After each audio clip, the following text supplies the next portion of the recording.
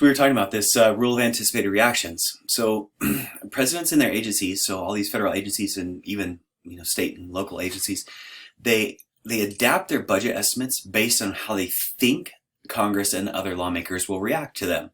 So if they need 100, they'll ask for 130. Congress will say, well, we're going to give you 100 or 110.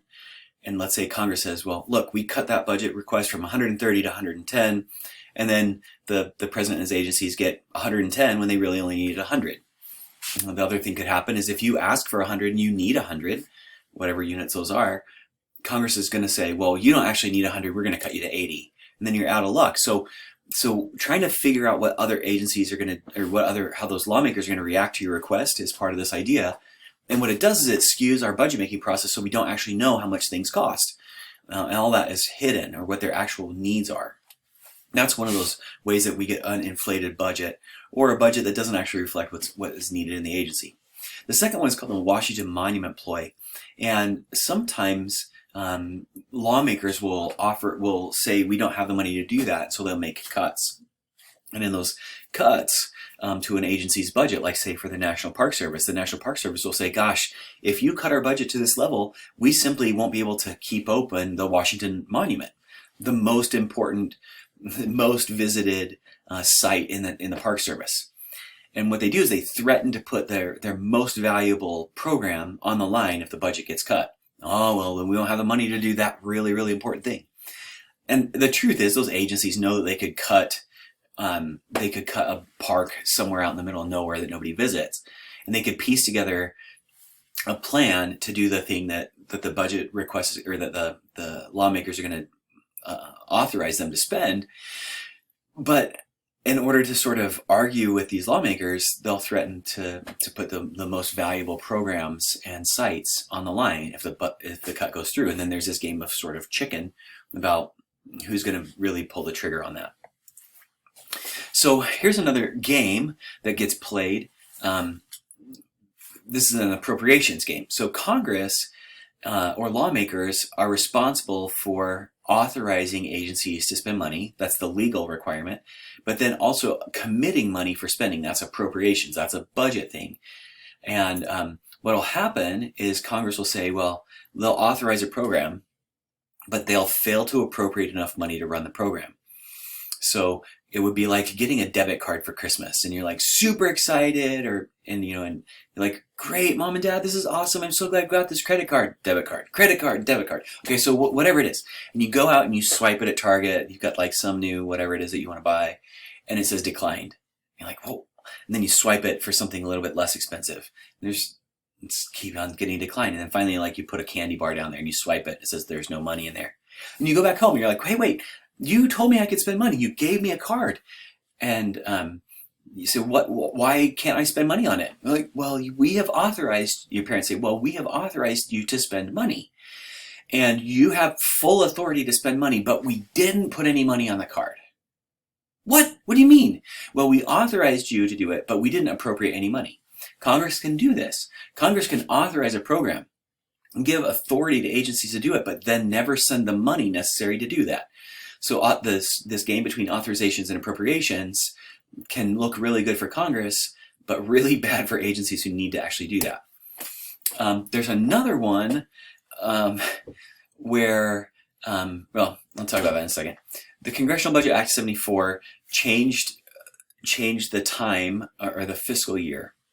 It created new committees in the House to try and reform some of these budget things, but also to give Congress time to work on what the budget should look like. Remember, authorization, the authority to spend money, is important for public agencies, because without authority they can't do anything. So the budget both authorizes then appropriates money. Now, Congress gets to set the total budget. That's the legislative budget under that act. Congress would prepare an estimate of total expenditures as well. So the Congressional Budget Office will try and forecast what the economy is going to look like, how much taxes are going to come in, and then when they are given the budget, they'll tell Congress, it says, hey, look, you're going to bring in this much money and you're going to spend this much money. We're going to run a deficit. And then Congress has to know that before they'll authorize it. So Congress authorizes the programs, appropriates the money, budget authority, in other words, how that budget is crafted, happens in committees, and appropriations committees in each house get to decide how the money should be spent. Now, when they actually go to spend that money, that's called an outlay. Okay. I'll throw a little side in here too. President Trump, in part of the proceedings about his impeachment, there's a question whether or not he violated this process, and this is actually part of the reason why they impeached President Trump, was that the budget had been authorized to spend money on military support, and the president refused to spend that money, and in that refusal to spend money, the budget, there's a decision about referral or rescission. If you don't spend the money that Congress authorizes you, Congress has given authority to the agency to spend money. Congress has spent the money. The president, as the person who's managing that agency, can't just not spend the money, but they can delay spending. And there's a question about whether or not he delayed the spending for Ukraine beyond an authorized time period. And I think that there's another slide in here about that, but President Nixon did that as well. He would stop spending the money quickly, and what that does is it impairs the agency's ability to do the work. Okay, so a couple other things that affect the way that Congress does their budget making. For example, a black budget. A black budget is a part of the budget that's classified, and only a very few number of members of Congress can see what's in there, what the size or the scope of that project is. And so when Congress is trying to figure out how much money they're going to spend, not all members of Congress can see all these secret projects, but they're part of the outlays and they're not subject to oversight. And so what that does is the black budget could potentially really grow, and you can have these little pockets of money that are classified or secret that maybe shouldn't really be or should be reined in but can't be. Another thing that increases the amount of budget spending are earmarks.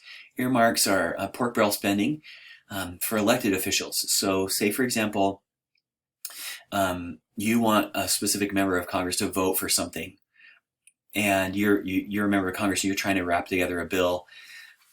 But in order to get that person's vote, they need something in return. So they say, well, why don't you write into that new project or proposal a little bit of money that's crafted for my state? And I went to school, University of Kansas. All around Kansas, there are the Bob Dole Institute of Health, Bob Dole Medical Center, Bob Dole whatever. He was a senator from the state of Kansas, and he was really good at, whenever there was a bill that was going to be hard to pass, he would say, hey, why don't you throw in a little bit of extra money and we'll build a hospital over here. When you throw in a little bit of money, we'll do this project. And because the citizens of the state of California were aware of what was going on, the state of Kansas were aware of what was going on, they would always name that project after Bob Dole, their senator, who kept getting them money. Well, earmarks end up expanding the budget really big because essentially we're trying to buy votes for members of Congress. It's not really buying their votes on a bill, but that money goes back to their constituents to help them get elected and to look good. There's a really famous one out of Louisiana. It was part of the bailout bill in 2008, where the senator from Louisiana said, "Hey, I'm not gonna vote on this bill because ideologically it's against what I believe." And she was the single holdout, and without her vote, it wasn't going to pass. And so, in that TARP bill, there were amazingly $300 million or something that got allocated to a state who'd recently suffered a catastrophic hurricane. Blah blah blah blah blah blah blah. It was Louisiana, and they were able to get the vote to pass that massive bill for the bank bailouts. And then she was able to say, "Hey, look, I fought for the state of Louisiana, and I got you some money to help recover from Hurricane Katrina." Like, okay, well, there you go. But now our budget is $300 million bigger. Okay, a couple other budget terms, or one more budget term at least. Budget authority is important. You have to have money, authority to spend money. What happens if the members of Congress can't agree on a budget, but it's the end of the fiscal year? Congress can pass what's called a continuing resolution. And a continuing resolution is essentially like reauthorization for the old budget for a short period of time. So in other words, agencies continue to spend as if it was last year's budget on that same track up for another 30 or 60 or 90 days. And that continuing resolution, it ensures that the government continues to function even though the budget hasn't been agreed upon. If there was no continuing resolution, what ends up happening is you get a budget shutdown because the budget authorizes the agencies to work for a certain fiscal year. At the end of the fiscal year, if there's no authority, they can't do their work. And government shutdowns that have occurred are very, very, very expensive, and Congress knows that, and they're politically not very nice either, because you send people home, and they know they're going to come back to work in 30 days, but they've got to prep to shut down, secure secret documents, make sure everybody's cared for with their services, utilities, whatever they do.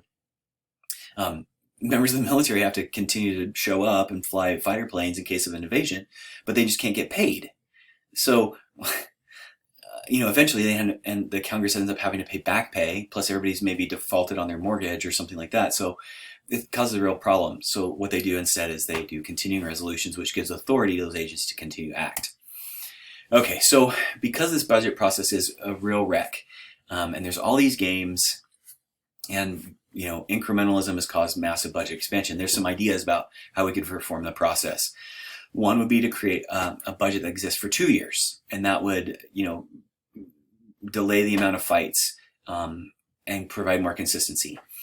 States do the second one, a capital budget. A capital budget is like set aside for improvements in highways, bridges, buildings, like, fixed things. That's a capital budget. And then having an operational budget.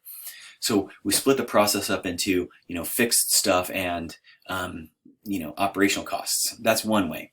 Another one that's pretty popular is to give the president a line item veto. So if the president sees something that costs too much money, they can just strike it out of the budget. Well, everybody likes that idea, except they gave President Clinton a line item veto Congress did that. They authorized him to do that. And then it was taken to the Supreme Court, and they said that presidents can't do that. The Congress has the budget authority, not the president.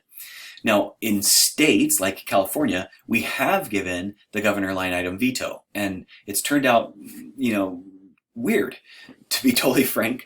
One particular story is interesting. Governor Brown, California has had a problem of not providing adequate health care for inmates, and the federal government came in and essentially sued them and said, you have to spend this much money on health care for inmates.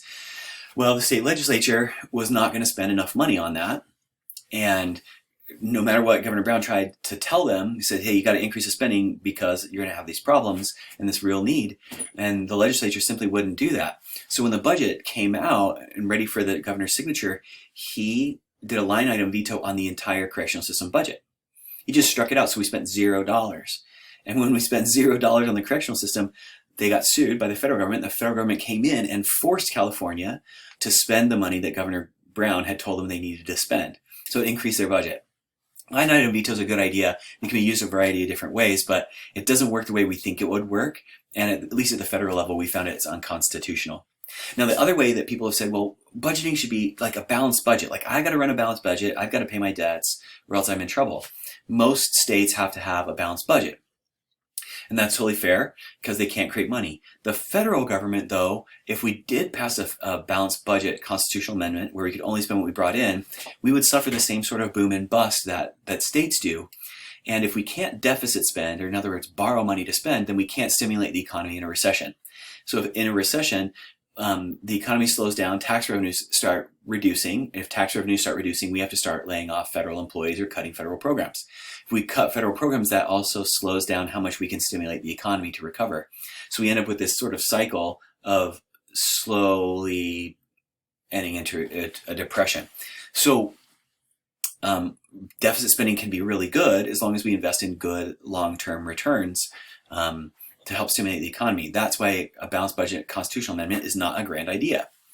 Now, I was talking to you about this a little bit earlier. I forgot the order in which the slides were. Congress passes the budget. We talked about budget games. That's their authority. How do we do the budget? That's the role of, doing the work of the budget is the role of the president, who's the manager. So the president or the governor oversees how we spend that money. Now, Congress and the legislature try to make sure that that money is spent properly, and they do that a variety of different ways.